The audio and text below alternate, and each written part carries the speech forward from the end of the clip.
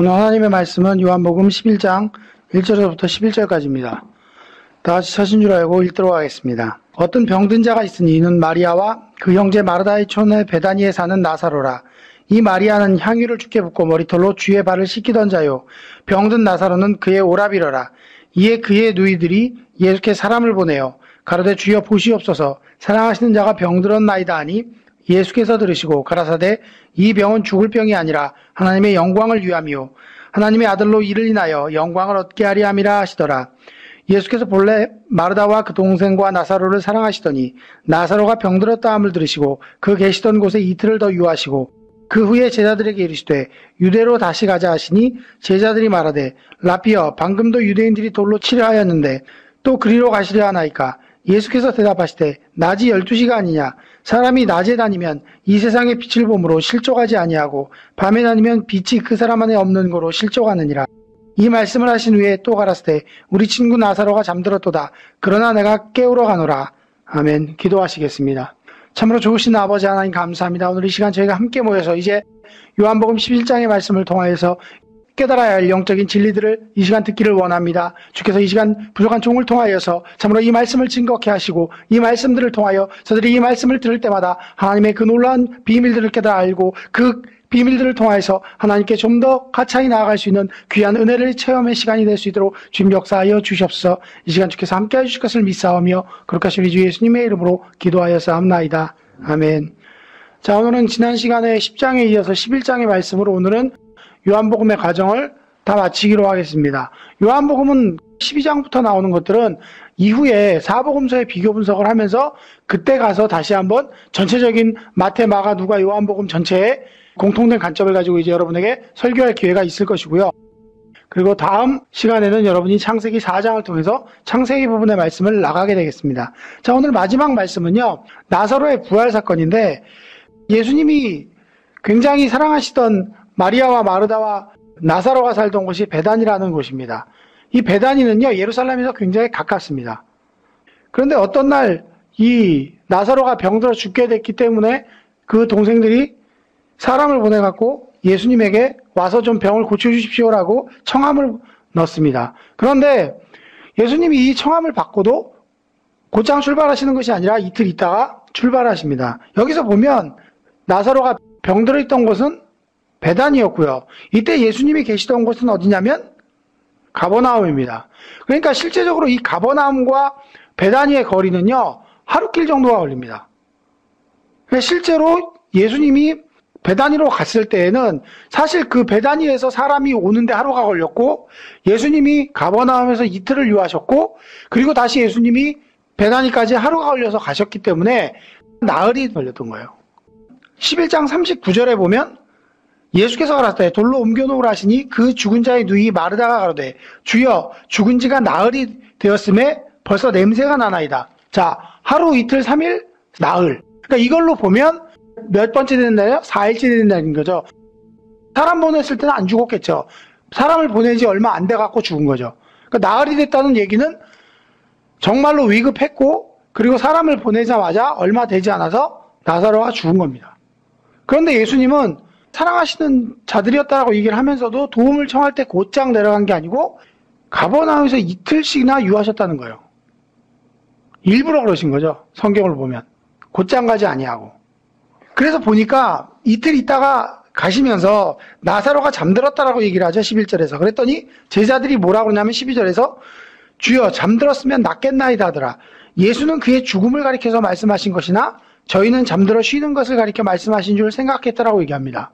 그러니까 제자들은 죽은 게 아니라 병에 지쳐갖고 잠들었다고 생각했고 예수님은 죽음을 바로 잠들었다고 표현을 하신 거죠. 자, 그랬더니 이제 14절에 예수님께서 이에 밝히 이르시되 나사로가 죽었느니라고 말씀하시죠. 내가 거기 있지 아니한 것을 너희를 위하여 기뻐하노니 이는 너희로 믿게 하리 함이라. 그러나 그에게로 가자 하신대. 자, 이 말은 제자들이 예수님의 말씀을 믿었다는 얘기예요? 안 믿었다는 얘기예요? 안 믿었다는 얘기죠. 사실 생각해 봅시다. 여러분, 예수님께서 성경에서 죽은 사람을 살린 게 몇 명이나 돼요? 총 3명입니다. 3명 중에서도 맨 마지막에 살린 사람이에요. 우리가 알고 있기로는 제일 먼저 있었던 사건이 뭐였어요? 나인성 과부의 아들을 살린 사건이고 두 번째는 회장당 야이로의 딸을 살린 사건이고 그 다음이 이제 나사로의 부활입니다. 그러면 제자들은 그 전의 사건들을 목도했을까요? 안 했을까요? 당연히 그것들을 봤겠죠. 그럼에도 불구하고 나사로가 죽었다고 다시 살린다고 하는데도 안 믿는 거예요.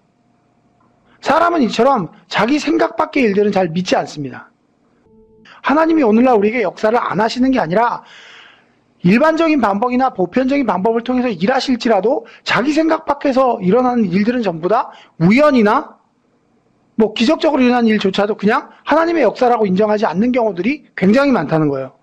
정말 자기가 어쩔 수 없는, 이건 진짜 하나님의 도움이 아니고는 안 되는 일이 아니고 일반적인 역사, 이런 것들은 다 의사가 병을 고쳐줬네, 누가 내게 도움을 줬네, 이렇게 생각하지 그 사람들을 보내신 하나님에 대한 생각을 하지 않는다는 거예요. 그러다 보니까 하나님의 역사를 잘 믿지 않죠. 그러니까 자기 생각 밖에 있는 하나님의 역사는 인정하려 하지 않는 겁니다. 그랬더니 16절에 디두모라 하는 도마가 다른 제자들과 말하되 우리도 주와 함께 죽으러 가자 하니라. 왜 그러냐면 유대에 예수님이 계실 때 사람들의 핍박으로 인해서 죽을 뻔했거든요. 그런데 다시 예수님이 유대로 가고자 했더니 도마가 이와 같이 얘기하는 겁니다. 그래서 결국은 하루길이 걸려서 베다니에 도착을 합니다. 베다니에 도착을 해서 보니까 17절에 나사로의 무덤이 있는지 이미 나으리라. 베다니는 예루살렘에서 가깝기가 한 오리쯤 되매 많은 유대인들이 마르다와 마리아에게 그 오라비의 일로 위문하러 왔더니 마르다는 예수의 오신다는 말을 듣고 곧 나가 맞대 마리아는 집에 앉았더라. 마르다가 예수께 여짜오되 주께서 여기 계셨다면 내 오라비가 죽지 아니하였겠나이다. 그러나 나는 이제라도 주께서 무엇이든지 하나님께 구하시는 것을 하나님이 주실 줄 아나이다. 우리가 마치 이 구절만 보면 마르다는 굉장히 믿음이 있는 것 같이 보여요. 마치 지금 예수님이 오셨으니까 죽은 나사로를 살려주실 것입니다 라는 이야기처럼 들립니다. 그런데 실제로 보면 23절에 보면 예수께서 가라사대 때 내 오라비가 다시 살리라. 마르다가 가로되 마지막 날 부활 때에 다시 살 줄 아나이다라고 얘기합니다. 그러니까 예수님은 지금 살리라라고 얘기를 했는데 마르다는 마지막 날 재림시에 살 것입니다라고 얘기하고 있는 거예요. 그러니까 예수님이 오셨지만 지금 구하는 것을 뭘 구하는 건지 자기 입으로도 얘기하지 않는 거죠. 그러니까 정확히 얘기하면 횡설수설하는 거예요. 엄밀히 얘기하면. 23절에서 마르다가 얘기했던 얘기는 믿음의 얘기처럼 보였지만 예수님이 정작 네 오라비가 다시 살리라라고 얘기했더니 마르다는 부활 때나 살 겁니다라고 얘기하고 있다는 거죠. 그러니까 실제로 안 믿는 거죠. 믿음 있는 척 말은 하지만 실제 믿음은 없는 거예요. 그러니까 우리가 얼마나 이러한 믿음 속에 빠져있기가 쉽습니까? 말로는 믿는 척하지만 실제 행위로는 믿지 않는. 그러니까 이런 것들이 말을 통해서 드러나고 행동을 통해서 드러나는 거예요. 그랬더니 예수님께서 가라사대 나는 부활이요 생명이니 나를 믿는 자는 죽어도 살겠고 무릇 살아서 나를 믿는 자는 영원히 죽지 아니하리니 이것을 내가 믿느냐. 가로되 주여 그러하이다. 주는 그리스도시요 세상에 오신 하나님의 아들이신 줄 내가 믿나이다. 이 말을 하고 돌아가서 가만히 그 형제 마리아를 불러 말하되 선생님이 오셔서 너를 부른다 하니 마리아가 이 말을 듣고 급히 일어나 예수께 나아가매. 마리아는 왜 그렇다면 예수님이 오셨는데 나가지 않았을까요? 여기도 또 문제가 있는 거죠. 마리아는 왜 안 나갔을까요? 예수님이 오셔서 뭔가 기적이 일어날 거라고 생각했으면 곧장 나가서 예수님을 영접했겠죠. 지금 마리아의 심정은 망연자실한 거예요. 왜? 예수님이 오긴 오셨지만 때는 늦었고 오라비는 죽었고 이미 매장했고 그러니까 예수님이 오신들 뭐 달라질 게 있느냐는 거죠. 그러니까 믿음이라고는 지금 눈꽃만치도 없는 거예요. 사실은. 기대감도 없는 거고 그러니까 앉아있는 거죠. 만약에 뭔가 기대가 있었다면 예수님께 왔겠죠. 그러니까 이러한 행동들을 보면 그 사람의 마음도 보이는 겁니다. 이 사람 마음속에 믿음이 없기 때문에 지금 예수님이 오셨다. 예수님이 너를 찾는다 그러니까 그제서야 이제 일어나서 가는 거예요. 그때까지 믿음이라고는 볼 수 없는 상황인 거죠. 30절에 보면 예수는 아직 마을로 들어오지 아니하시고 마르다에 맞던 그곳에 그저 계시더라. 마리아와 함께 집에 있어 위로하던 유대인들이 그의 급히 일어나가는 것을 보고 고카로 무덤에 가는 줄로 생각하고 따라가더니 마리아가 예수 계신 곳에 와서 보이고 그 발 앞에 엎드려 가로되 주께서 여기 계셨다면 내 오라비가 죽지 아니하였겠나이다 하더라. 자, 이 말은 뭐예요? 마르다도 마리아도 똑같은 얘기를 하죠. 결국은 예수님 때문에 죽었다는 거죠. 뒤집어 얘기하면 예수님이 계셨으면 안 죽었을 겁니다. 예수님이 안 계셨기 때문에 죽었습니다라는 얘기. 책임을 예수님께 돌리죠. 그러니까 사람들의 심정이 그런 거예요. 뭔 일이 자기 뜻대로 안 되고 잘못되면 꼭 남 탓해요. 나사로가 죽은 게 예수님 탓이에요? 예수님이 일부러 나사로야 죽어라 해갖고 죽은 거예요? 그런 게 아님에도 불구하고 이런 식으로 예수님께 책임을 져는 거 아니에요. 여기 계셨으면 안 죽었을 겁니다. 누가 이랬으면 이랬을 텐데. 때늦은 후에 믿음의 반성도 아니고 회개도 아니고 때늦은 후에 그리고 책임 전가. 그러한 행동들의 모든 것들을 보면 말과 행동을 통해 그 사람의 신앙이 드러나게 되는 거예요. 좋은 나무마다 열매로 나무를 안다라고 했던 것처럼 실제로 성도의 믿음은 그 사람의 말과 행동 속에 다 담겨 있는 겁니다. 자, 어쨌든 마리아마저도 여기 계시면 안 죽었습니다라고 얘기를 하는데 예수님께서 얘기하죠. 33절에 그의 우는 것과 또 함께 온 유대인들의 우는 것을 보시고 심령의 통분이 여기사 민망히 여기사 가라사대 때 그를 어디 두었느냐 가로되 주여 와서서 보옵소서 하니 예수께서 눈물을 흘리시더라. 왜 예수님이 이 상황에서 눈물을 흘렸느냐. 자, 어떤 목사님들은 이 부분을 설교를 할 때 예수님이 나사로의 죽음을 안타까워하셨다, 슬퍼하셨다, 이런 식으로 얘기를 하는 분들이 덜어 있습니다. 그런데 실제로 그것과 예수님의 눈물은 전혀 상관이 없다는 걸 아셔야 됩니다. 왜냐하면 예수님께서 여기서 지금 눈물을 흘리시는 것은 나사로의 죽음 때문에 눈물을 흘리시는 게 아니에요. 왜냐하면 우리가 예수님이 여기 오기 전에 얘기하잖아요. 나사로가 죽었고 이미 알고 계시단 말이에요. 그리고 내가 거기 있지 않는 것을 기뻐하노라고 얘기했단 말이에요. 그것은 제자들에게 믿음을 더할 수 있는 기회였기 때문인 거죠. 자, 그런데 예수님이 여기서 갑자기 눈물을 흘리시는 것은 여기서 민망히 여기시고 통분히 여기셨다라고 얘기하죠. 이것은 예수님께서 이미 2차례나 죽은 자들을 살렸음에도 불구하고 그 소식 때문에 예수님은 순식간에 유대 지방에 전 소문이 퍼지는 선지자로 이름이 나기 시작했던 거예요. 죽은 자를 살리는 것은 과거에 있었던 구약시대의 엘리야나 엘리사나 대선지자나 할 수 있었던 일이기 때문에 그들은 정말 그 일을 크게 봤던 겁니다. 그럼에도 불구하고 정작 예수님을 따르는 사람들은 자기 일이 되니까 안 믿는 거예요. 믿음이 정작 필요한 때가 어느 때요? 남이 어떤 간증이나 어떤 이야기를 하게 되면 그래 하나님이 그 사람에게 역사하셨구나. 잘 믿어요. 사실 믿는 게 아니죠. 그런가 보다 이러는 거죠. 하지만 그 일이 자기에게 닥치면 불가능으로 생각하고 안 된다고 생각하고 좌절해버리고 낭망해버립니다. 믿음이 없는 거죠. 그건 남의 나라 이야기일 뿐이고 자기하고는 전혀 상관이 없는 겁니다. 그러니까 마르다와 마리아가 이런 태도를 보이고 있는 것이고 실제로 여러분의 삶 속에서 여러분도 하나님의 역사가 온다 하더라도 아이고 그 역사가 그게 남 얘기지 나한테 어떻게 가당키나 한 얘기냐고 하면서 그럴 수 없다라고 얘기하죠. 뭐 멀리 갈 필요도 없어요. 하나님의 말씀조차도 하나님 말씀대로 어떻게 삽니까 사람이. 그건 그냥 좋은 얘기고 듣기 좋은 교훈으로 하는 얘기죠. 이런 식으로 얘기한단 말이에요. 왜? 그러한 사람들은 성령님의 존재를 전혀 모르고 있는 거예요. 자기 힘으로 예수를 믿는 것이고 자기 능력으로 예수를 믿는 것이지 엄밀히 얘기하면 예수님과 전혀 상관이 없습니다. 그러한 사람들은 교회를 다니고 있을지는 모르지만 예수를 믿는 게 아니에요. 성경은 뭐라고 얘기합니까? 누구든지 그리스도의 영이 없으면 그리스도의 사람이 아니라고 얘기합니다. 이게 무슨 얘기예요? 성령의 도우심을 알지 못하고 성령을 통해서 신앙생활을 하고 있는 사람이 아니라면 하나님의 사람이 아니란 얘기예요. 어디 간다는 얘기예요? 천국 못 간다는 얘기죠. 심각한 얘기를 하고 있는 거예요, 성경에선. 우리가 우리 힘으로 신앙생활하는 게 결코 아닙니다. 우리가 우리 힘으로 하나님의 말씀을 이루는 것도 결코 아니에요. 우리는 할 수 없지만 성령의 도우심을 통해서 성령님이 내 안에서 거하심과 동시에 나와 함께 교제하시고 나와 함께 교통하시면서 그것을 행하실 수 있는 일인데 문제는 내가 안 믿죠. 성령님도 알지도 못하고. 그러니까 결국은 그 역사는 자신과는 상관이 없는 것이고 신앙생활을 하고 있지만 그저 교양적인 신앙생활, 종교생활일 뿐 참된 믿음의 생활은 아닌 겁니다. 마르다와 마리아도 예수님을 따르고 만났고 예수님의 제자였어요. 그런데 막상 위기가 닥치자 그들의 믿음은 어디로 가고 실제 상황 속에서 예수님 보시기에 답답하시고 민망히 여기시고 통분히 여기실 정도가 됐다는 얘기예요. 예수님의 눈물은 그들의 믿지 않음을 인한 안타까움의 눈물인 거예요. 이런 예가 창세기에도 있죠. 창세기에 보면 요셉의 이야기가 나옵니다. 요셉이 애굽의 총리가 된 이후에 형들이 곡식을 사러 왔다가 형들을 만나게 되고 그 과정 속에서 형들이 자기를 팔아먹었던 것을 용서해 줍니다.